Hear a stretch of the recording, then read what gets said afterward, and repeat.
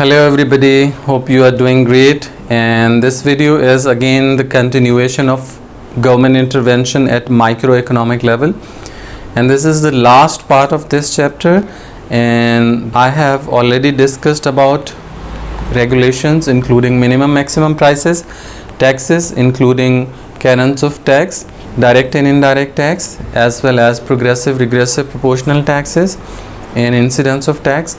I have also discussed about subsidy, and the last thing I am going to discuss in government intervention at microeconomic level is direct provision by the government. Before moving forward, I would suggest to note these references for better practice and better exam preparation.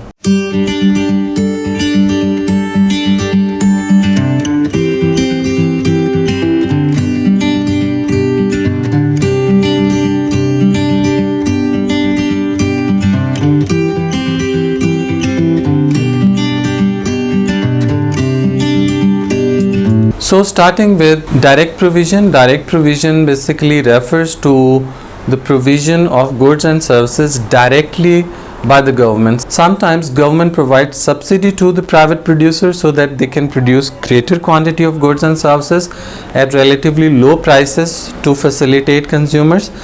And when government thinks that private producers are not utilizing subsidy in better way and they are not basically providing benefit to the consumer in the form of better quality and lower prices, then government thinks that it is better to provide goods and services by producing itself. So it goes for direct provision. And if government wants to increase direct provision, then it will go for nationalization. And if government wants to reduce direct provision, then it will go for privatization. Starting with the definition of nationalization, nationalization is the process in which government takes over private firms in its direct control and keeps producing goods and services for better quality and at low prices, or even sometimes at no prices for the community. And privatization is the process in which government sells its institutions to private individuals and companies.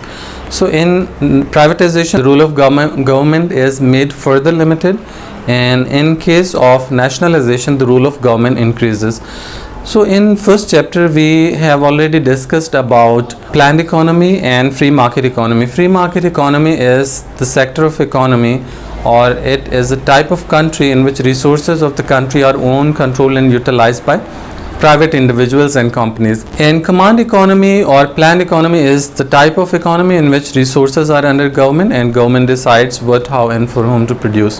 While talking about nationalization and privatization, we can refer our points to planned and free market economy. When there is nationalization, it means it would be a planned or command economy where resources will be allocated by the government, and privatization is similar to the free market economy where resources are allocated by private individuals and companies. So they have multiple advantages and disadvantages. Whenever there is nationalization, goods will be available at lower prices. There is no wastage of resources on advertisement because government need not to convince anyone to purchase goods, as it is providing people at very low prices or at no prices. Similarly, social welfare also increases because the aim of government is not to earn high profit. So government is basically working for the benefit of society. So it does not have profit motive. However, nationalization is not always good because it has many drawbacks as well, because there is no profit. Workers will be reluctant to work hard,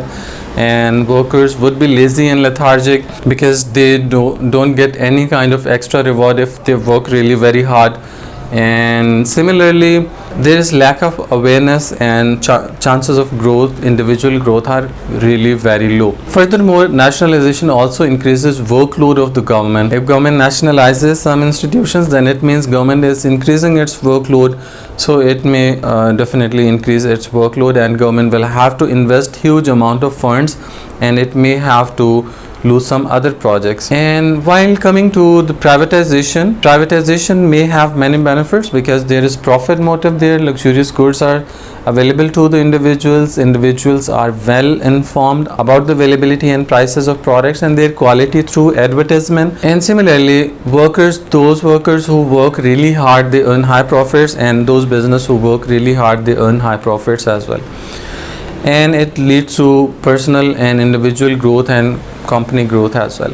However, privatization is not always good because in private sector of economy, producers having profit motive most of the time produce demerit goods as well, which are harmful for the society, and they also advertise rashly and they waste their resources on advertisement instead of producing goods and services.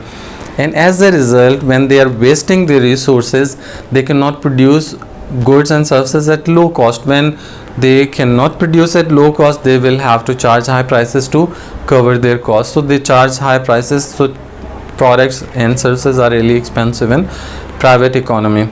So nationalization and privatization both have their benefits and drawbacks. So there should be the mixture of both. Some institutions must be nationalized and some institutions might be privatized, so that there might be equality between availability of basic necessities of life and luxurious products. High quality is also make sure. There will be competition between private sector and the government department.